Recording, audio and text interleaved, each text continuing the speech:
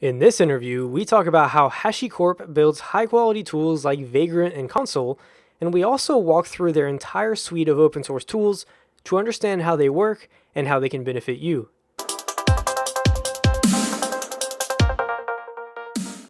Hey fellow developers and sysadmins, my name is Christoph Limpeler and I'm the host of SkellyCode.com, and I thank you for joining us today. Now in this episode, we're going to be focusing primarily on a company called HashiCorp, which built a really popular open source tool that you've probably used before and probably use on a regular basis. That tool is called Vagrant. Now, Vagrant is far from the only tool that they've built. They've also built a suite of tools like Terraform, Consul, and a bunch of others, which we will be discussing throughout this interview. We're also going to be talking about HashiCorp's engineered culture to understand how they're able to innovate and build such high-quality tools. Now, before I introduce Seth Vargo, who's going to help me undertake this challenge, I would like to thank two amazing sponsors, Linux Academy and DigitalOcean. As you'll see in this episode, we're going to talk a lot about the cloud, and Linux Academy offers high-quality professional training for the cloud, for Linux, and for DevOps principles. You can sign up at skellycode.com/Linux Academy to get a 24% monthly discount. That gives you access to everything Linux Academy has to offer, including hands-on labs and real servers. Now, I'm actually an instructor there, so when you do end up joining, be sure to leave a note in the community. I would love to connect with you. Now, I also have a discount for DigitalOcean. They're offering viewers a free month for a 1 gigabyte of RAM droplet, which you can spin up in 55 seconds, and you can use one-click install apps to quickly deploy any popular framework or language and get started on any project. Grab your discount now at skellycode.com/DigitalOcean. And now I would like to introduce our guest, Seth Vargo. Thank you so much for joining us on Skelly Code. Yeah, thank you for having me. So can you tell us a little bit more about how you got started with HashiCorp and a little bit more about your background?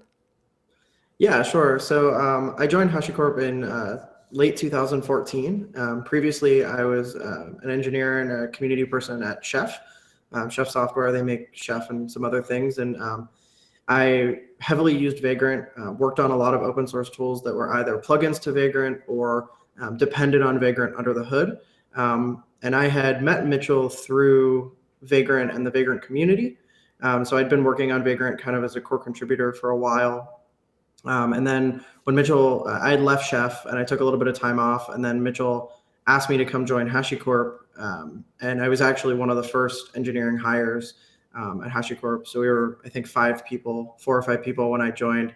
And we're up over 50 now, which is kind of crazy to think about. But, I've been there under 2 years now, and it's amazing to see how quickly the company has grown while still following those pillars with the open source principles. And just cranking out new projects left and right. And you mentioned Mitchell. Now, he's one of the founders of HashiCorp. His name is Mitchell Harper, right? Hashimoto. So Hashimoto. part of the company name comes actually from his last name. And an interesting story.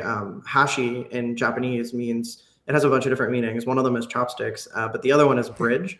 And part of the reason that we named the company HashiCorp is that we bridge the gaps between people, process, and technology. So it's actually like a little unknown fact that that's kind of the reason the company is named the way that it is. Yeah, sorry, Mitchell. I don't know where I got Harper from, but anyway. So you've had a lot of experience with open source projects. Like you've said, you've worked at Chef. Now you work on a lot of the different tools at HashiCorp. What have you learned from working on so many different open source projects? I think the biggest takeaway that I've learned over the past 9 years is that software is easy and humans are hard.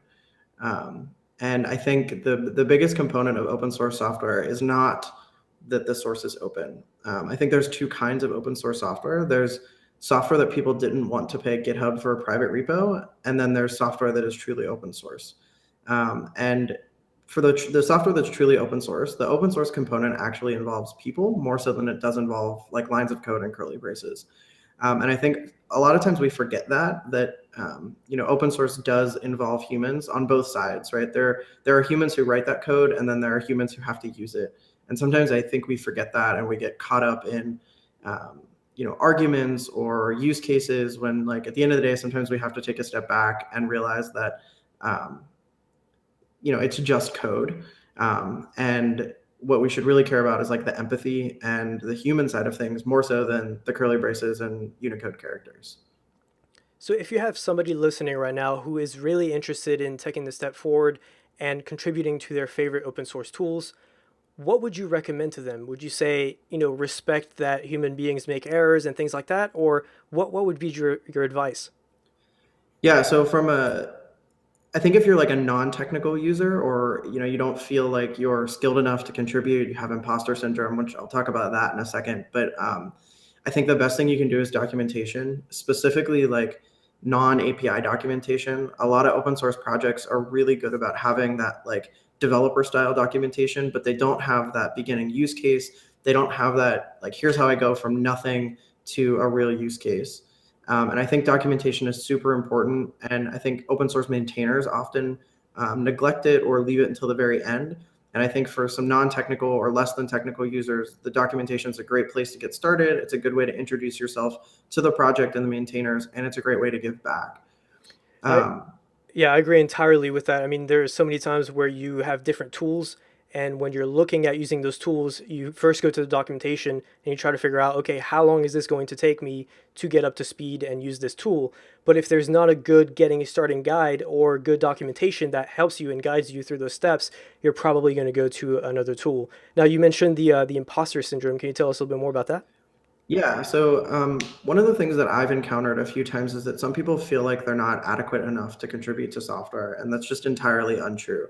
It doesn't matter how much experience you have or how much experience you don't have, like you're still like a valuable member of the community. The fact that you open up GitHub and you want to contribute makes you a valuable community member.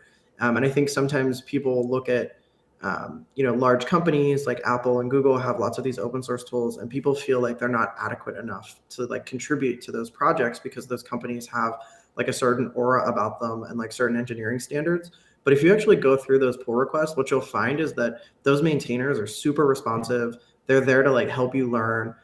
They're there to teach you like, hey, here's a better way that you could have written that code, and it's actually like a learning opportunity. So don't like idolize maintainers, and don't get like imposter syndrome. Like, trust me, you're definitely good enough to contribute to open source. Anybody is. Man, I feel like that's amazing advice, not just for open source, but really anything in life that you do, whether it's starting a business or doing what I'm doing here and interviewing you. I could have those doubts of why would Seth want to be on the show when, he could do something else with his time and things like that. But taking that first step forward, it just really lowers the barrier. And then you realize, wow, this is not really that far to reach if I just take that first step. Now, you did write an interesting post about Devops myths, where you list out a few of those different myths. What what are those myths, and what is DevOps really? Yeah, so I guess it helps to have a little bit of background there. I was one of the organizers for DevOps Days Pittsburgh 2 years in a row. I was involved in the DevOps movement kind of very, very early on, and I started seeing like enterprise adoption of the term DevOps in air quotes, and it turned into like a marketing facade. So it did anger me a little bit, and I decided that instead of ranting on Twitter, it would be best if I put all of my thoughts together in a single blog post where I listed what I think are like the top 10 fallacies or myths. And it's actually turned into a talk as well. So I've given the blog post in talk form a few times. But I'll quickly run through the myths, and then I'll kind of explain them as I go. So the first is that you can hire a DevOps to fix your organization. So a lot of times you see these titles for like DevOps engineers or senior DevOps engineers, and like realistically, in the purest definition of DevOps, which was talked about way back in like 2009, but then there's even references that Vogel made earlier than that when he was at Amazon. It's really just the breaking down of barriers within the organization. So it's getting your developers to talk to your operations engineers. And since then, it's evolved to be entirely across the organization. So getting your marketing team to talk to your ops team, to talk to your development team. So it's really taking those vertical silos and breaking them down and improving communication. So the problem is like when I hear, oh, like I'm a DevOps engineer, or I see job posting for DevOps, like in the purest sense of that definition, that would mean that your job is to get other people to communicate with each other. It wouldn't mean that you're like working with EC2 or you're like very skilled with, managing Chef or Ruby or, Terraform, whatever. It would literally mean that your job is to get people to communicate and break down barriers. And it turns out we already have those people in organizations. We call them managers. So to me, it seems like we've overloaded that definition a little bit. And I think really what's happening is that the term like operations engineer wasn't buzzwordy enough for LinkedIn posts and job titles, and we've overloaded that term to mean somebody who manages systems. But in reality, that's still like an operations engineer. It's just a 21st century operations engineer that's focused more on cloud-based things as opposed to like bare metal and data center cabling. How does HashiCorp tie in with that DevOps mentality? Yeah, so we, if you're not familiar, and I can send a link afterwards. We published this thing called the Tao of HashiCorp, and it's the pillars that our company stands on, and one of them is that we focus on workflows, not technologies. So yes, we make these really popular open source tools that are used by a lot of people, but those tools are designed to actually solve problems. They're not just tools that we created. So we identify real problems that humans are experiencing, and sometimes they're us, and sometimes they're people that, previous jobs we've had, people we've interacted with, and we build tools to solve the workflow, not the actual problem itself. Because over time, technologies change. Like you look at the number of new languages that exist today compared to, 5 or 10 years ago when everything was basically written in like Java, C, or Ruby or Python. Now you have Go and Rust and Crystal, and like all these new languages are coming up and they're solving different use cases. So we tend to focus on the actual like processes and the workflows themselves, and that's why like we tend to get labeled as like a DevOps company because we're enabling a lot of those DevOps processes. Because Terraform, for example, which is a tool for managing infrastructure, allows people like the marketing team to go in and make changes to DNS entries, which previously they would have to like go through an operations team or an engineering team. But because it's such a simple syntax and it's so easy to use, we're breaking down a lot of those barriers and allowing people to self-service.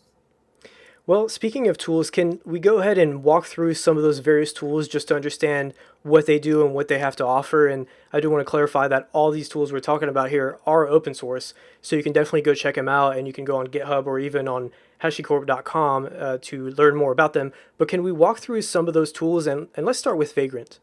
Sure. So I'll go in chronological order. So Vagrant is actually pre-HashiCorp. Vagrant was Mitchell's open source project when he was in college.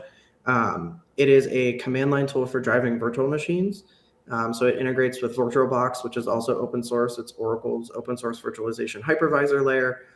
It allows you to use a single file, the Vagrant file, to declare your machine. And that can be like how much memory does it have, how much RAM does it have, and then you can run provisioners too. So a really good use case for Vagrant is development environments. Everyone on your team needs a sane and development environment. It should match production as closely as possible, and you just run Vagrant up, and then it mounts shared folders. So you still get to use like your editor, Sublime, Atom, Vim, whatever, but everything runs inside the VM. And if you screw something up, it doesn't touch your actual system, so you can just destroy the VM and start over again. So we just went over Vagrant and what it has to offer, and if you're currently using Vagrant and you'd like to learn more about it, like if you want to learn more about networking fundamentals or environment management, using Vagrant with Chef or Puppet, or even with shell scripts, Linux Academy has you covered. Even if you've never done anything with Vagrant, that's totally fine. We have a dedicated course to learning Vagrant on top of the other courses that teach Linux inside and out, and where you can also learn about Docker, Chef, Puppet, Ansible, and a lot more. If you haven't signed up yet, but you're curious and you want to learn more, send me an email at chris@skellycode.com and I'll personally be glad to answer your questions. If you're ready to sign up now, you can go to skellycode.com/Linux Academy. That's skellycode.com/Linux Academy, and you'll get a pretty nice monthly discount. All right, let's get back to the episode. So the next tool that came along was Packer, and Packer was, I mentioned production parity. The idea behind Packer was that we wanted to build a tool where you could create Vagrant boxes as well as production images. So with Packer, you give it a Packer template and you tell Packer, hey, create me an Amazon AMI or a Google Compute image or DigitalOcean droplet at the same time that you create this Vagrant box.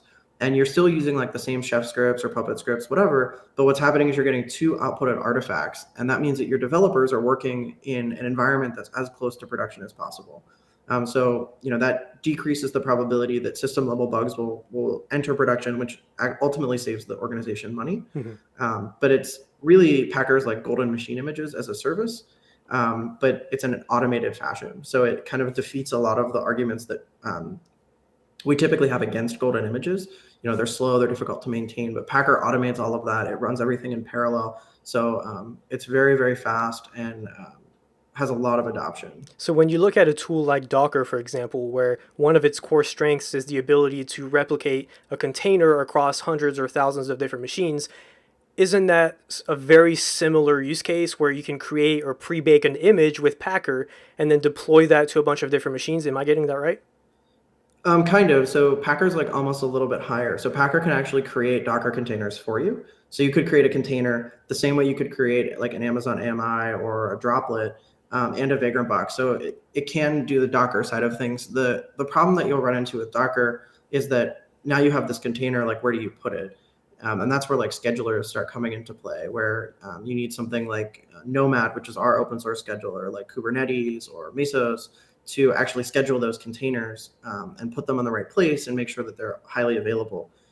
With like something like AMIs, you just launch the AMI and like let Amazon take care of it. Or if you launch the Google image, you let Google take care of it. So it's not everybody is ready to move into like a scheduled architecture. I think I see that's the direction our industry is moving, but a lot of people are still running on bare metal. So for them to go from bare metal to a scheduled architecture is a huge jump. They might want to go from like bare metal to cloud and then cloud to a scheduled architecture. And that's the type of thing that Packer would enable.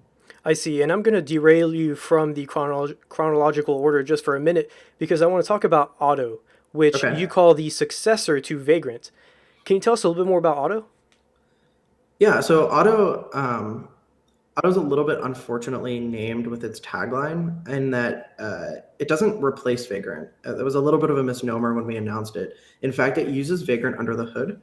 What Otto does is it actually encapsulates all of the best practices for using our tools in a less customizable, more Heroku-like workflow. So Otto has three components: Otto Dev, which will spin up a Vagrant environment based off of your application. So Otto will introspect your application, says, hey, you're running a Ruby app, I'll give you a Ruby environment, and drops you right into the environment. Under the hood, it uses Vagrant for that. But you don't have to customize the Vagrant file. You don't have to understand how to install Ruby. It just does it for you.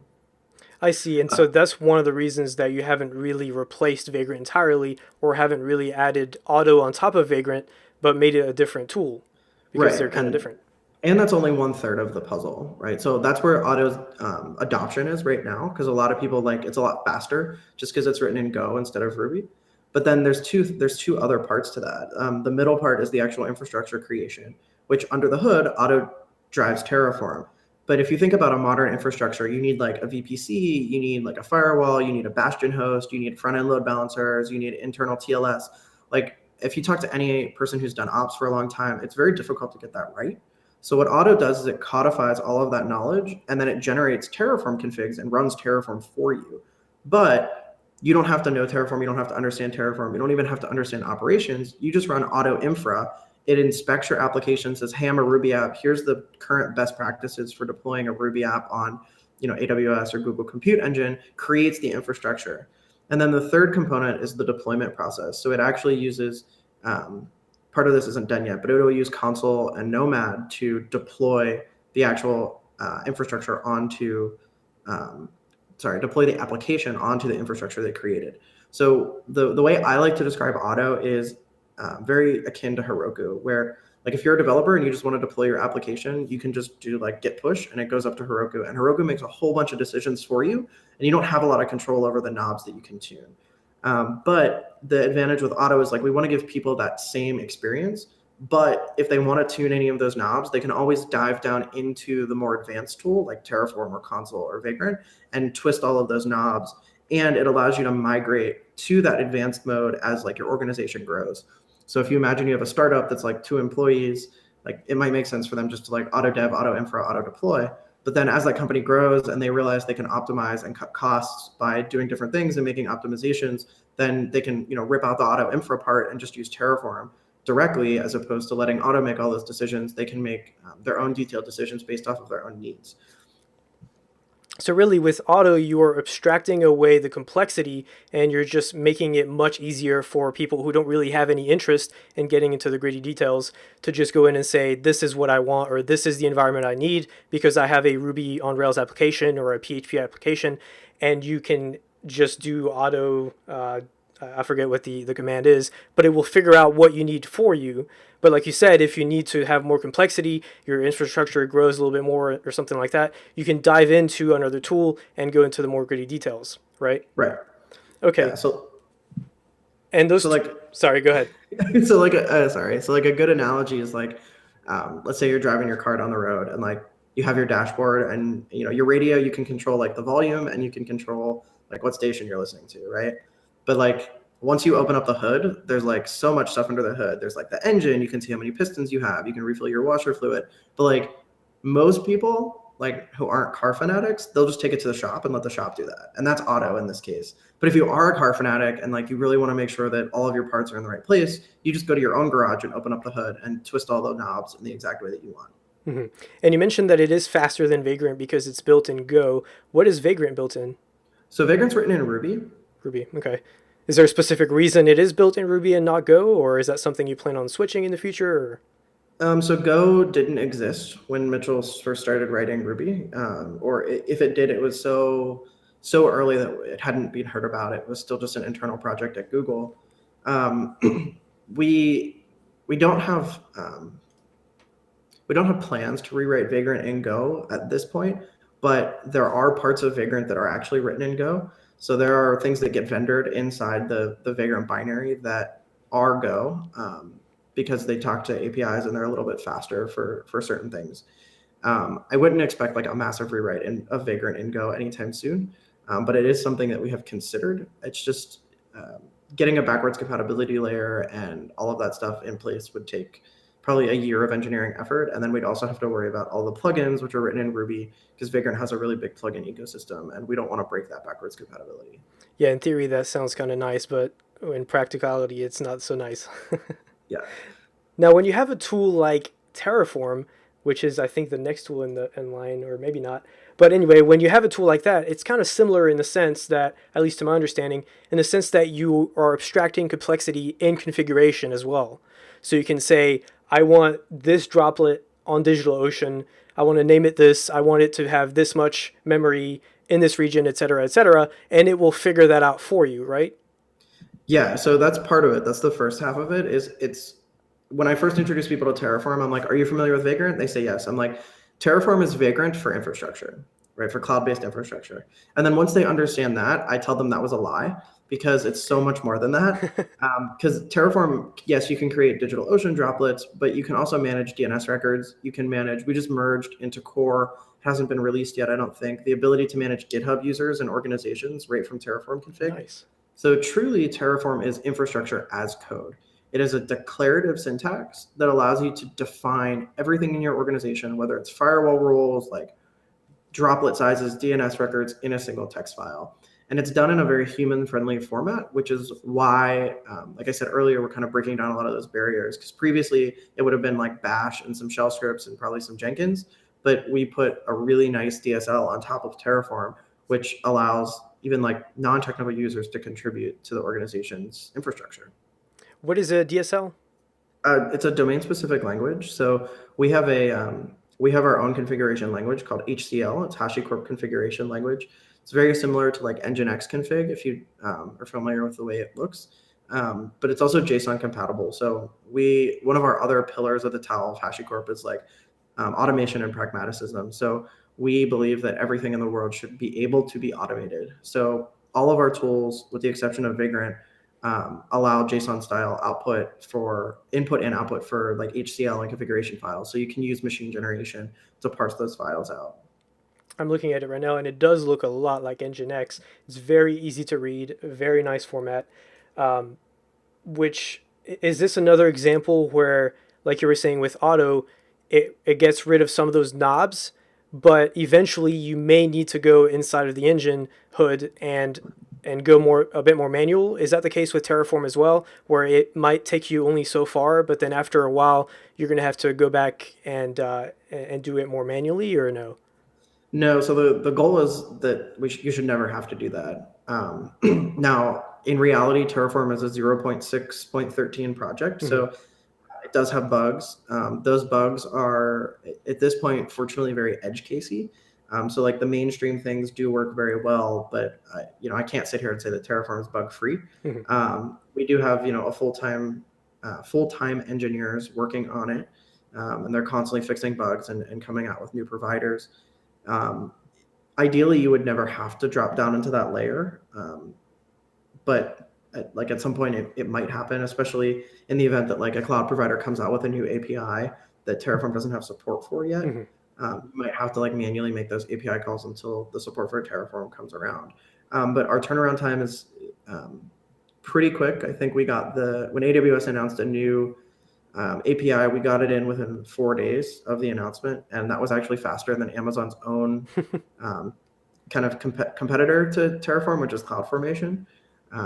It took them like a couple more days to get that done. So we have pretty fast turnaround time, but it's definitely we manage Terraform. We use Terraform to manage all of our production infrastructure internally. We have a lot of customers who are relying on it. It's not perfect, but it's 90 to 95% of the way there. I'm hard pressed to say it's production ready, but it's production stable Hmm. for sure. Well, and it's still a very early version, like you said, and I have used both CloudFormation and Terraform, and I can say from personal experience that it's such a joy to go to Terraform after you have to deal with something like CloudFormation. In fact, Terraform can actually show you a graph, an image graph of what something is going to look like before you even deploy it. You can't really do that with CloudFormation, at least not to the same degree. So that's something that's super helpful, and I really look forward to see what you guys can come up with in future versions. You do have a few other products that I want to cover, and then I really want to talk about your engineering culture and how you're able to come up with such high quality products and such polished products. So let's move on to is it Consul? Yeah. So let's not talk about Serf because Serf is just Okay. a really underlying layer for Consul. So consoles are service discovery and distributed key value store.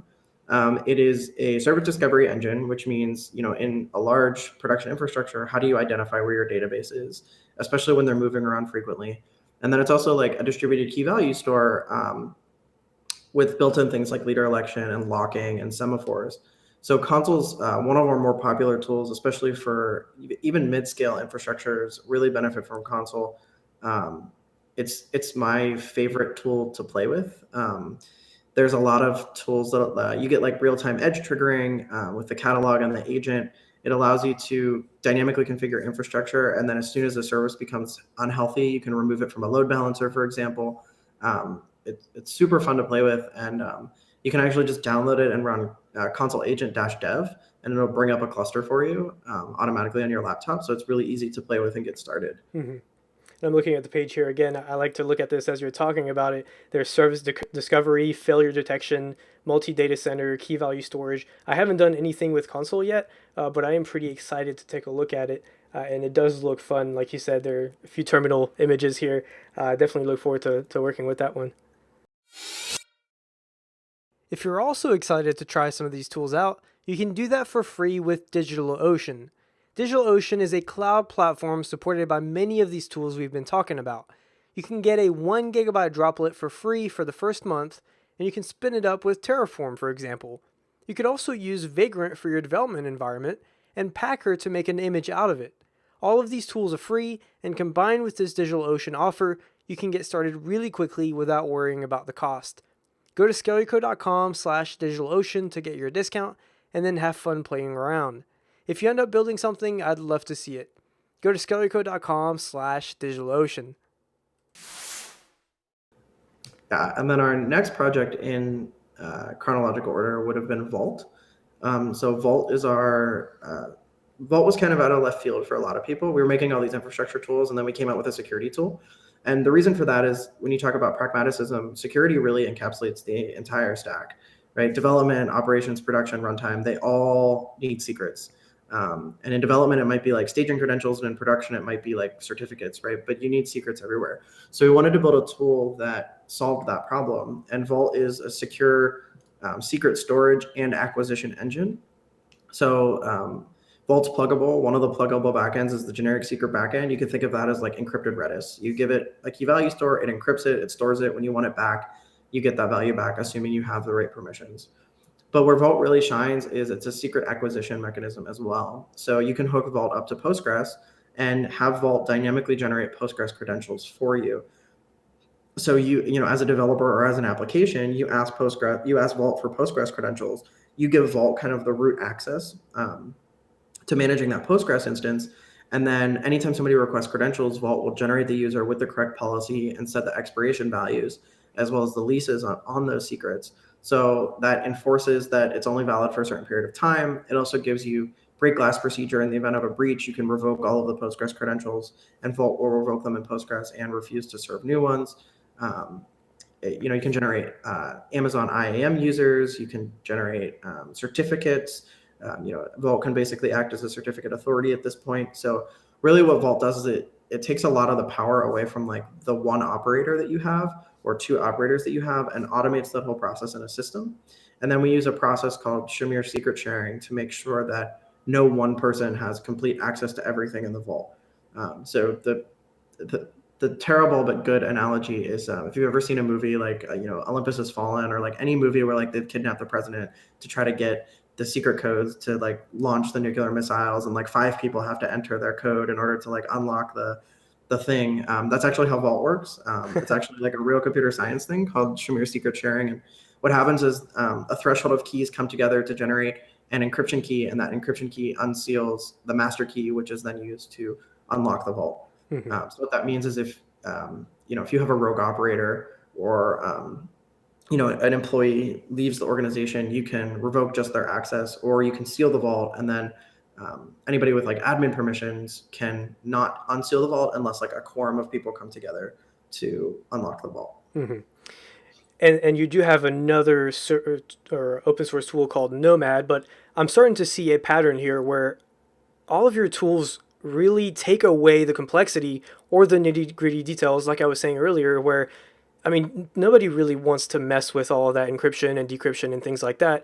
And there's room for error. So what you do is you're building these tools that abstract away those things nobody really wants to do and makes it really easy for people to do, even if they don't have a lot of skills in that particular domain. Like in security, for example, I'm not by any means an expert in security, but I could go in and use a tool like Vault, and it would make it much easier for me to understand and to be able to use.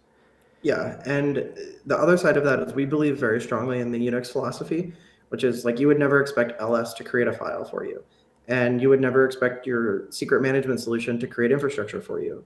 And the reason we do that is twofold. One, it allows us to very clearly define the scope of our projects, but it also allows organizations to adopt all or part.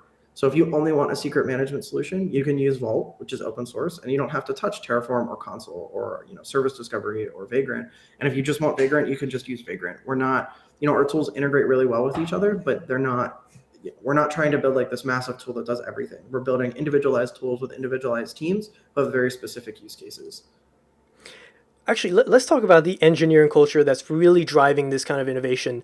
How do you build these tools? How do you find a team that can really get on board and build some of these really high quality? And in fact, I was reading a Hacker News, I think when you released Terraform, it was published on Hacker News, and one of the comments said, "I'm really excited to try this product just because all of your products are so highly polished." How do you build a team that does that? Is it a culture? Is it the leadership? Is it just the people that you hire? How does that work?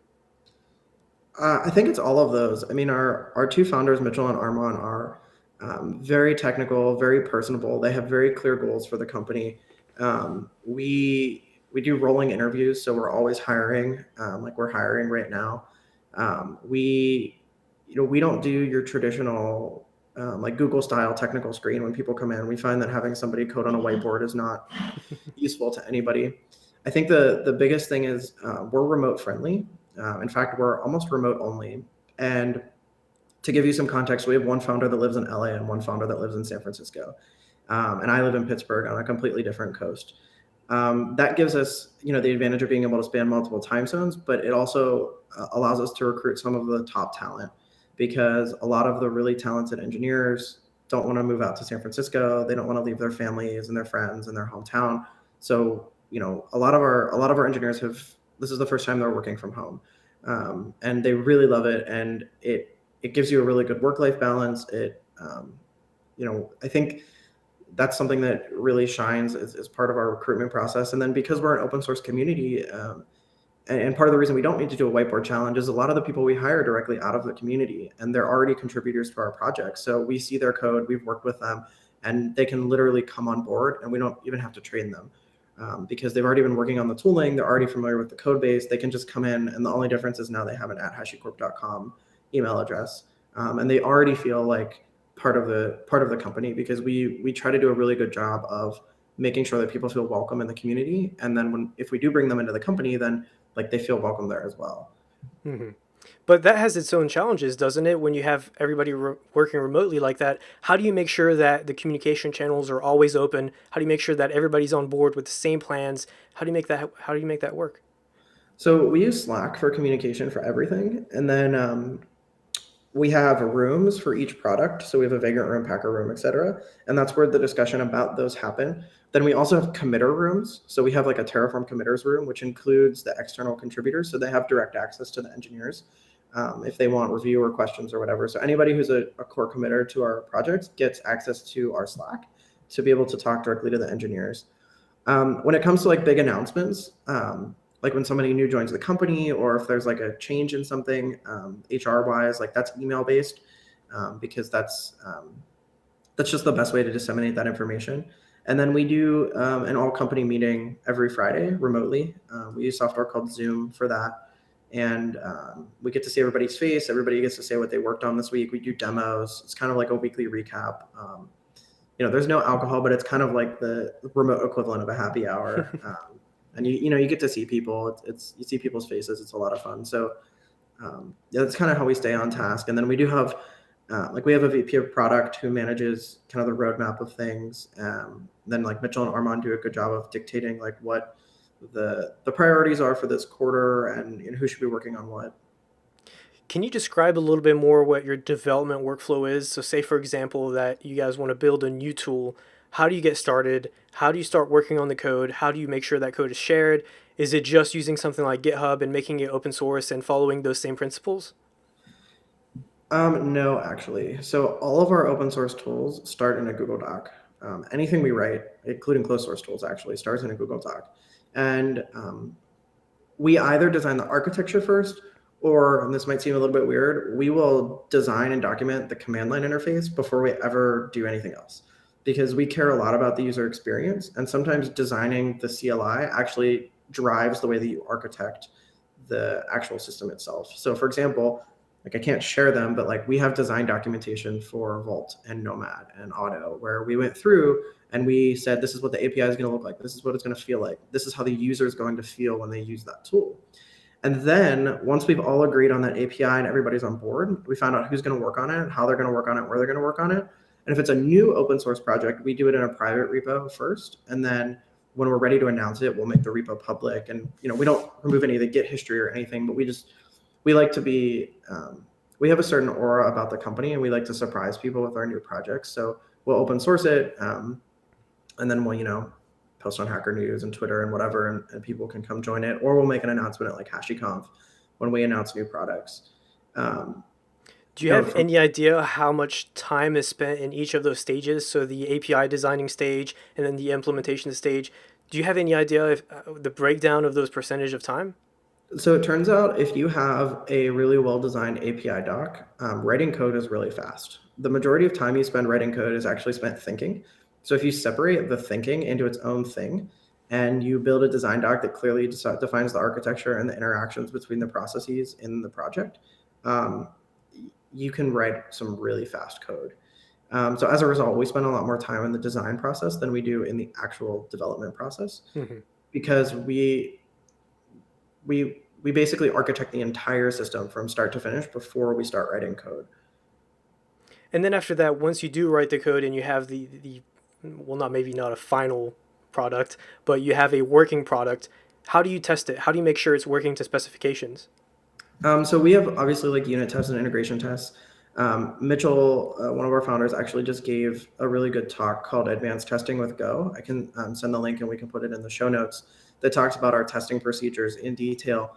At a higher level, we believe in the dog food. So we use all of our own tools internally, a lot of times before they ever get open sourced.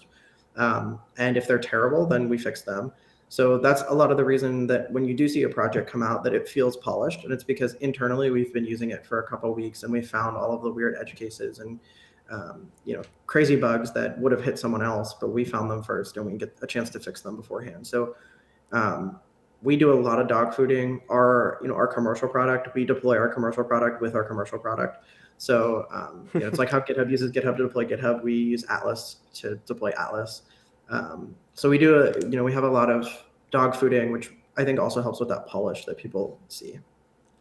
Is that also how you're constantly innovating? Because since you are using this tool, you can constantly be thinking, okay, I wish I had this, or I wish this was a little bit faster or a little bit better. Or is it also a mix of that and your customers coming to you and saying, hey, I wish you would implement this or implement that? Is that how you're constantly innovating? I think it's both. I mean, a lot of the tools we build come out of real problems that we experience. So that's definitely true. And by using them, we also identify particularly user experience things we identify where it's like this CLI flag doesn't make any sense, or like this, like the way you do this just like doesn't make sense to humans. So we change it. And then in terms of like big high level features, once a project exists, those are governed a lot by, issues and customers. Bug fix priority is basically like how many people is this affecting and how severe is the bug. Features are a little bit different because, we have to keep a careful balance of the features we develop and the bugs that we fix. Because, if you're just building new features all the time, you're neglecting the bugs. And if you're just fixing bugs all the time, the project itself will go stale. So we try to maintain a really good balance there. And there's a lot of variables that go into that, ranging from, who's using it, the customers, the number of people who are putting a +1 on the issue saying that this is affecting me too, the severity of the bug, those types of things. So there's no it's really a feeling thing, and it's up to the engineers on that project. Awesome. Well, I want to ask you one more question and I'll let you go because I know you're sick, so I want you to get some rest. But you're a director of evangelism at HashiCorp. Can you tell us a little bit more about that experience and traveling around the country and helping people with HashiCorp and what that looks like? Yeah, sure. So I've worn a bunch of hats at HashiCorp, being one of the early employees, and this is kind of where I've landed. I do a lot of training. I do a lot of public speaking, a lot of stuff like podcasts and screencasts and stuff. I love it. I live on an airplane, which for most people, might not be their ideal scenario, but I really enjoy it. I get to meet a lot of people, and the most important part for me is I get to meet people who use our tools and they give me feedback. They say this is broken or this needs fixed, or I want this to behave differently. And then I get to take that back to the engineering team and actually watch the progress on that issue or that feature or whatever. So in a way, I liaison between like the community requests and the engineering teams, but I also get to evangelize our products. I get to show and teach, which is something I've always been really passionate about. Well, Seth, thank you so much for joining me on ScaleYourCode.com. I really appreciate it, especially since you were sick, which is one of the main reasons we didn't do video this time. But I'm just really thankful that you still took the time to do this. So if anybody wants to connect with you on Twitter or by email or anything like that, how would you recommend they do it? So my Twitter handle is just my full name, so at Seth Vargo. That's actually me everywhere on the internet, GitHub, Facebook, LinkedIn, whatever. And then my email address is just seth@hashicorp.com. So you can feel free to shoot me an email, or my DMs on Twitter are open, so you can DM me even if I don't follow you if you want to have like a private conversation. Awesome. And I'll get back to you so long as I'm not on a plane or not asleep.